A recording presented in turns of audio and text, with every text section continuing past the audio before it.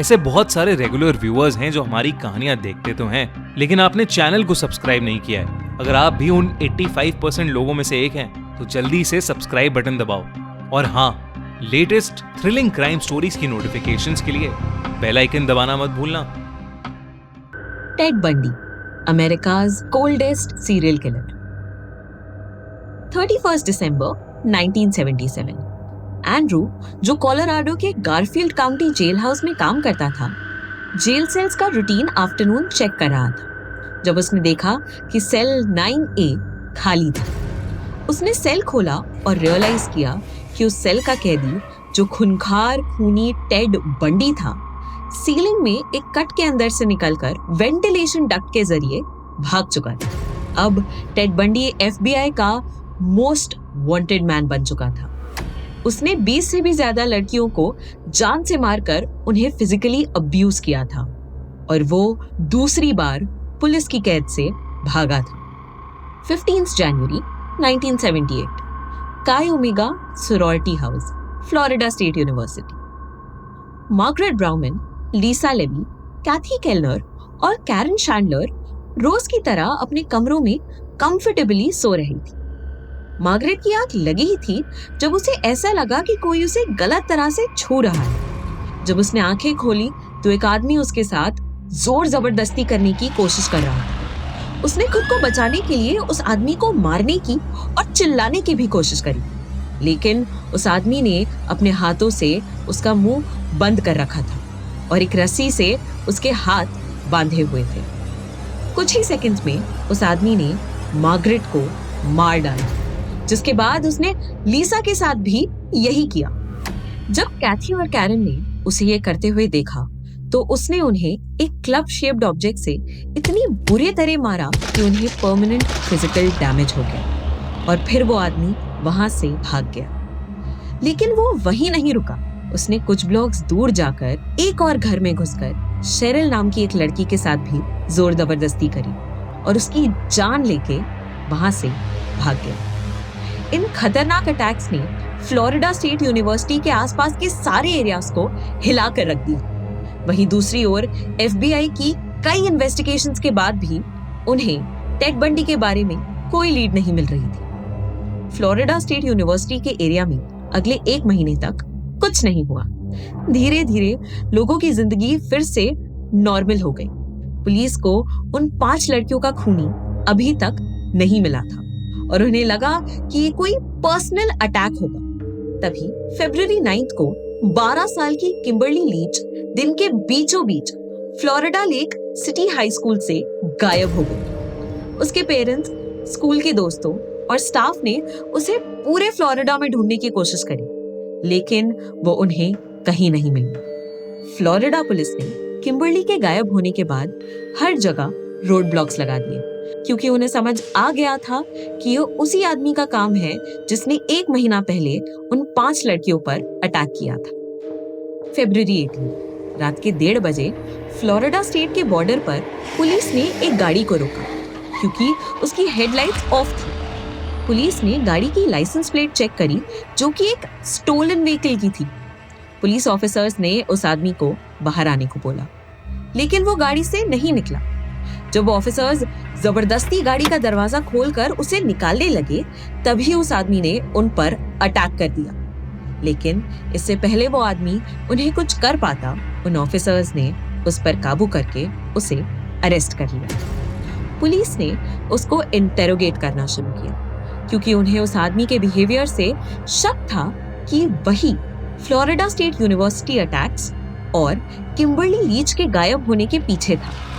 लेकिन इंटेरोगेशंस के वक्त जो सच सामने निकल के आया, उससे उनका दिल दहल गया, क्योंकि वो आदमी कोई और नहीं बल्कि टेड बंडी था, जिसे FBI और 5 स्टेट्स की पुलिस पागलों की तरह ढूंढ रही थी। लेकिन कौन था टेड बंडी और वो इतना खूंखार और कोल्ड हार्टेड कैसे बना?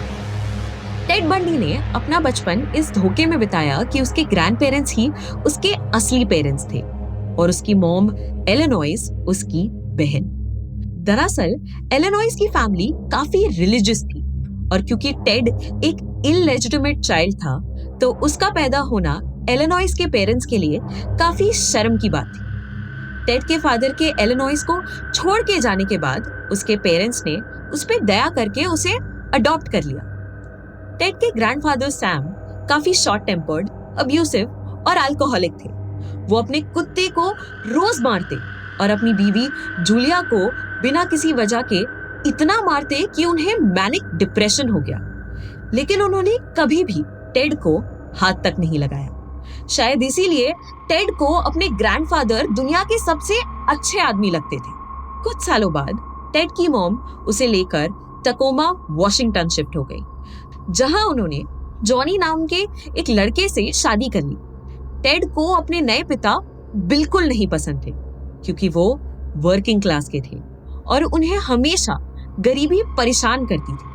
टेड ने सोच लिया था कि वो पढ़ लिख कर इस गरीबी से बाहर निकलेगा और उसने साइकोलॉजी में ग्रेजुएट होने के बाद लॉ स्कूल की पढ़ाई शुरू कर दी। इसी बीच टेड की दरिंदगी बढ़ती जा रही थी। टेड मेंढकों को ढूंढकर मारता, कैट्स पर लाइटर फ्लूइड डालकर उन्हें जला देता, स्विमिंग और बोटिंग करते हुए लोगों को डुबाने की कोशिश करता। उसे सब पता था कि वो क्या कर रहा है, लेकिन उसे इस बात का कोई गिल्ट नहीं था। लॉ स्कूल में उसे डायन नाम की एक लड़की के साथ प्यार हो गया। डायन में वो सब था जो टेड अपने परफेक्ट पार्टनर में चाहता था। वो खूबसूरत थी, अमीर थी और काफी इन्फ्लुएंशियल भी थी। टेड उसके साथ बहुत खुश था, लेकिन डायन ने एकदम से उसके साथ अपना रिश्ता तोड़ दिया, जिसके बाद टेड टूट गया। टेड ने अपना ध्यान डाइवर्ट किया और एक सेल्फ हार्म हेल्पलाइन में काम करने लगा। साथ ही साथ उसने पॉलिटिक्स भी ज्वाइन कर ली और रिपब्लिकन पार्टी के इलेक्शन कैंपेन्स ऑर्गेनाइज कराने में मदद करने लगा। इसी दौरान उसकी मुलाकात एलिजाबेथ से हुई, जो एक सिंगल मदर थी। एलिजाबेथ एक अल्कोहलिक थी और टेड उसका ध्यान रखता था। वहीं साथ साथ वो उसकी छोटी सी बेटी को अब्यूज करता था और उसे नियर डेथ सिचुएशंस में डालकर अपनी सैडिस्टिक डिजायर्स पूरी करता था। टेड अब पूरी तरह से पॉलिटिक्स में इन्वॉल्व हो गया था और रिपब्लिकन पार्टी का एक अप एंड कमिंग मेंबर बन गया था। एक वर्क ट्रिप के लिए 1973 की समर में टेड कैलिफोर्निया गया। डायन भी कैलिफोर्निया में ही रहती थी और वो टेड के इस नए फोकस्ड और प्रोफेशनल अवतार से काफी खुश थी। उनका अफेयर फिर से स्टार्ट हो गया। टेड ने एलिजाबेथ और डायन दोनों के साथ अपना रिश्ता बरकरार रखा। उसने डायन से शादी का वादा किया और उसके साथ अपने फ्यूचर की बात भी करने लगा। फिर 4 जनवरी 1974 को उसने अपना दिल टूटने का बदला पूरा करने के लिए डायन से ठीक उसी तरीके से ब्रेकअप किया जैसे डायन ने उसके साथ किया था। और इतना ही नहीं, उसी रात टेड ने अपना पहला खून भी किया। वो 18 साल की आर्ट स्टूडेंट कैरन स्पार्क्स के बेसमेंट में घुसा और उसकी बेड की एक मेटल रॉड से उस पे हमला करने लगा। टेड के उस बेरहम अटैक के बाद कैरन 10 दिन तक हॉस्पिटल में बेहोश रही और उसे परमानेंट ब्रेन डैमेज हो गया। फरवरी 1 टेड फिर से 19 साल की स्टूडेंट लिंडा एन हीली के बेसमेंट रूम में घुसा, जिसके बाद उसने उसे मार मार कर बेहोश किया, उसे एक व्हाइट ब्लाउज और ब्लू जीन्स पहनाई और अपनी गाड़ी में एक सिक्लूडेड एरिया में ले गया, जहां उसने एक बेहोश लिंडा का खून करके उसकी बॉडी को डंप कर दिया। 1974 के फर्स्ट हाफ में बहुत सारी जवान लड़कियां गायब होने लगी, जिसके बाद सीधा उनकी लाश बुरी कंडीशन में किसी वीरान जगह में मिलती। इन सब लड़कियों में और कुछ कॉमन नहीं था सिवाय इसके कि वो यंग थी, खूबसूरत थी, उनके लंबे काले बाल थे जो मिडिल से पार्टेड थे और मर्डर के टाइम उन्होंने ब्लू जीन्स या स्लैक्स पहनी थी। ये सारी लड़कियां डायन के अपीयरेंस को रिजेंबल करती थी, जिन्हें देखकर टेड अपना कंट्रोल खो देता था। इसी दौरान एलिजाबेथ की तरफ टेड का बिहेवियर काफी ज्यादा बदलने लगा। वो उसके साथ काफी बदसलूकी करने लगा। टेड रात रात भर गायब रहता और इसी बीच एलिजाबेथ को अपने घर में कुछ ऐसी चीजें मिली जिसका उसे कोई यूज समझ नहीं आता, जैसे क्रचेस, प्लास्टर ऑफ पेरिस के बैग्स, कुछ चाकू और लड़कियों के कपड़ों से भरा एक बोरा। एलिजाबेथ बहुत ज्यादा डरने लगी क्योंकि टेड इतना अग्रेसिव हो गया था कि अगर वो अपने लंबे मिडिल पार्टेड बालों को कटवाने की बात भी करती तो वो उसे जान से मारने की धमकी देता। एलिजाबेथ को अब इस बात पर शक होने लगा था कि टेड ही वो सीरियल किलर है जो पैसिफिक नॉर्थ वेस्ट में हो रहे मर्डर्स के लिए रिस्पॉन्सिबल था। आगे एलिजाबेथ के साथ क्या हुआ? क्या टेड ने उसे भी मार डाला? और टेड आखिरकार पकड़ा कैसे गया? जानने के लिए देखिए Ted Bundy part 2 only on the crime show by खूनी मंडे।